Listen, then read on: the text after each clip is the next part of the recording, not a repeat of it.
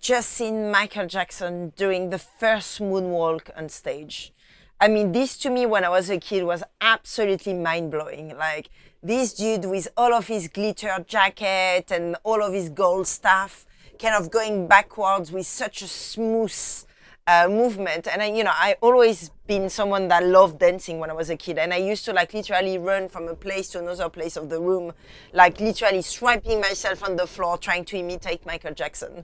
I mean, I've been a massive fan of his, like, Beat It, Thriller, all of this stuff. I've been trying to perform it the best I could when I was a kid. I mean, I never thought that actually that would be quite a useful performance training, but I think I own him quite a bit in the way that I act on stage, the way that I play with lightings and so on.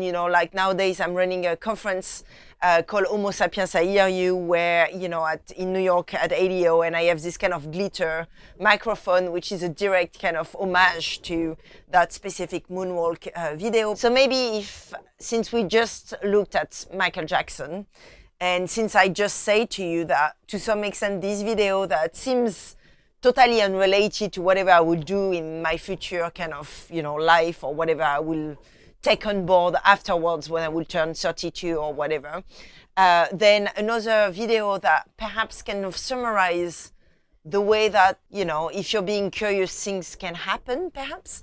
I really love that video called The Way Things Goes by Fishley and Weiss, who are two artists that basically have this kind of rotation of props that light up each other and kind of like, like one event bring to another event, and everything is kind of connected to each other.